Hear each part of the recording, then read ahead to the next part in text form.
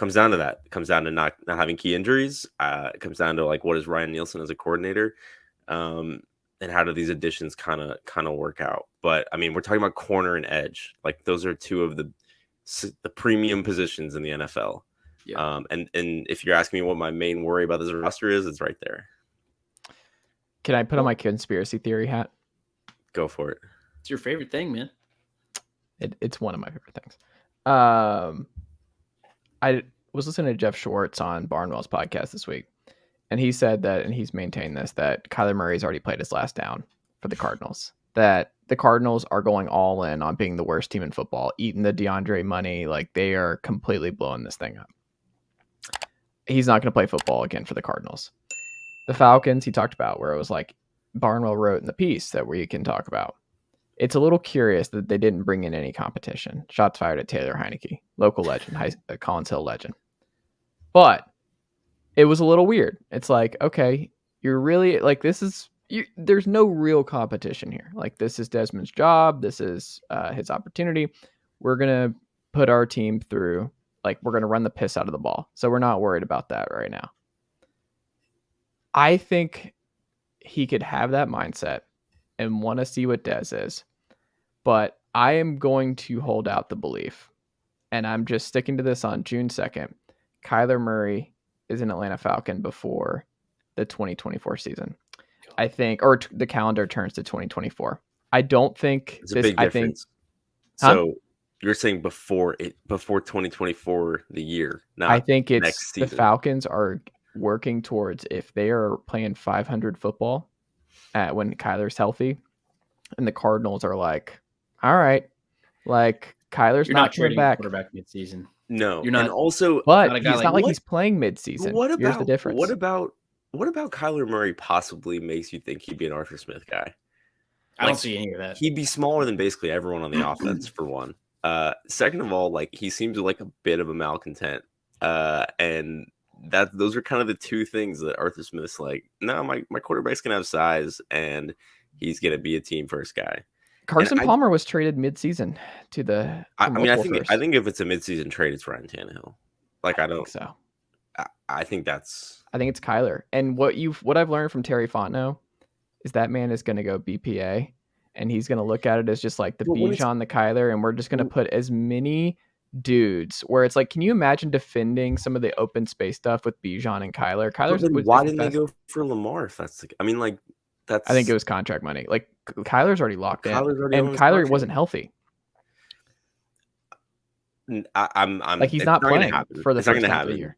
It's not going to happen, but it's fun to discuss. Mark it down. June 2nd, Kyler Murray will be an Atlanta Falcon. He will be the next franchise quarterback. If this happens, then you can clip this, and that'll be sick for you. It ain't happening. I mean, I think if like this roster was like, you know, if they were doing really well and Ritter was just awful and Heineke, whatever, it would be Tannehill. Like, he knows the system. He'd slot right in. You can pretty much bank on him being like the 13th best quarterback in the league. And Ryan Tannehill could take this team to the playoffs tomorrow. I think anyone can, honestly. Like, I don't think we're understanding. Like, that's the predicament they want to put to the test, right? They want to see if Desmond Ritter, the best case, right? What is the best case for him? The 11th best quarterback in the league? 10th? Yeah, somewhere around there, probably. So, like, 12th, really. 12th or 13th. I think Arthur Smith has this, like, quiet-ish arrogance about, like, man, it doesn't freaking matter. You know, I can build an offense around this guy's skill sets, anybody's skill sets, basically, and we're going to be really darn good, because also we have a total unicorn at tight end, one of the greatest running back prospects to come out for the last couple decades, and a really good wide receiver one, and a kick-ass offensive line. And that's kind of like, I think that's what he believes. And so he's saying, if anyone can do it, why don't I pay a third-round pick to do it, who I think is good enough right for now, and then if something comes along later, we pounce at that. But I don't think it's like... It's the Kyle Shanahan thing, where it's like, I don't care if it's Jimmy Garoppolo, Brock Purdy, Trey Lance, I can win with anybody. I can get the Super Bowl with anybody. Well, right. And if anyone can do it, you know, why pay Ryan Tannehill $20 million? Why pay, you know, Jimmy Garoppolo $30 million when I could pay Desmond Ritter honestly, I have no idea what Desmond Ritter makes. A couple million? Yeah, not a lot. 5 million would probably, but it also depends on where we are in the timeline, or at least in Terry Fontenot and Arthur Smith's mind. Like what's their expectation this year? God, there's a blessing fly. There's just been this fly that's been hovering around my face this entire podcast. It's killing me. Shout out to Breaking Bad, an underrated episode. But I lost my train of thought here. No, it just depends on where they expect the team to be right now. Like my expectations for this team are like maybe they're different from what Arthur Smith and Terry Fontenot expect. One of the reasons they didn't go for a guy like Lamar Jackson, I think, is because this team wasn't in position to go win. Now that also flies in the face of whatever they did with Deshaun Watson, which honestly just feels like just an anomaly more than anything at this point. But I mean, if they feel like Max in your situation where they're 5-5 and maybe they have position to make a move and Desmond Ritter's been dreadful, then I think the guy's already on the roster for this season as Taylor Heineke. They're going to go to him and he's going to figure it out. He has experience doing that and dragging a team to the playoffs with mediocre quarterback play. Like I think that's right. I also think like you asked where they are, and I think this is a really fascinating question because they've basically all but admitted the last 2 years were like we need this time to like reset everything. Like we were screwed and now we needed to like unscrew things so that we could start moving forward. This year is like we are now moving forward. Yes. But I think if you asked them, you gave them truth serum and you said, you know, in your heart of hearts, like what is this year? What is next year? What is the year after? Like, I think this is the beginning of moving forward. I think they think they can make the playoffs in this division, like no question. I think they think in the next 2-3 years they could be a Super Bowl contender. And I think the quarterback is part of that, right? You don't want to get the quarterback wrong. And if you don't think like this is the all or nothing year, and I don't think there's any scenario in which either of their job security is on the line this year. I think that they have said we're gonna get this right, and in the meantime, we're good enough to go to the playoffs this year and build off of that.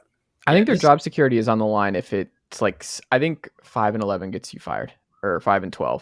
I think Arthur Smith can't do that. I think you have to hover. I think the minimum. How you get there. It's 7. I think 7 is the minimum. Would be my gut. If they win 6, I don't think they're not.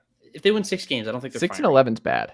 That's an under like that's a bad year. But I think there's a complete understanding of what happened the last 2 years. Yeah. Mm-hmm. No one is under any illusions that anyone has underperformed the last 2 years. Anyone's done a poor job. Like it's very obvious what happened. So I think like first of all, dragging last year's team to 7 wins and what was it 7 the year before too? Mm. Like that's pretty darn good coaching for one. And this is the beginning of the roster rebuild for the GM. So this is year 1 for all intents and purposes. And I think it would take something pretty dramatic to like cut that off. We also can't discount the fact that the gradient jerseys are gone. And how many wins does that mean? If we get 3 vintage Falcons uniforms, what does that mean for the season? It means you can count on 3 wins and then you sort of like build off of that. Right. I'm so excited for that. Like, it's so stupid how hyped I am when I see them. Like when they're back out, like I don't care how the game goes. I'm just going to be just in a great mood all day. My wife's going to be like, what is wrong with you? And I'm just like, it's Falcons classic uniforms day. If you had to guess today, mm-hmm. do you think the Falcons win this division? Yes. This year? Yeah. I would. Here's another take. They don't win the division, I would fire Arthur Smith. Whoa! Like no questions asked. Whoa. He's out. He's got it. No, so this division, the bottom would have to fall out this year, and like they would have to look bad on the football field for him to be fired this year. I think if he goes to win 7 games, I think I'd be very upset and disappointed. And next year we're giving him the ultimatum: figure it out. This is your season. I think that's right. If he comes out and he wins 9 games and misses the playoffs by a year, are you firing him for that? Yes. No.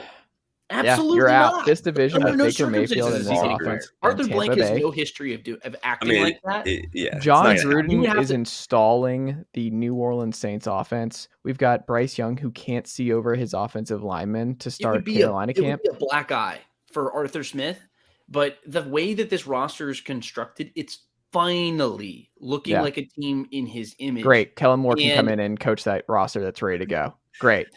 This is No, bonkers. but This is bonkers it is an stuff. offense that is completely We were just built talking around about Arthur Smith. We were talking about Arthur Smith in the same breath as Kyle Shanahan, and now you're like, Kellen Moore. Yeah, just get a LaFleur. There's like 13 of them. Just take him in. Yes, get a LaFleur. We have a LaFleur. Another LaFleur. They are mirror coach images of than each other. They were like best friends. They worked together. They all worked under Shanahan. Yeah, give me another one. Is it a hot take to say he's a better coach than LaFleur?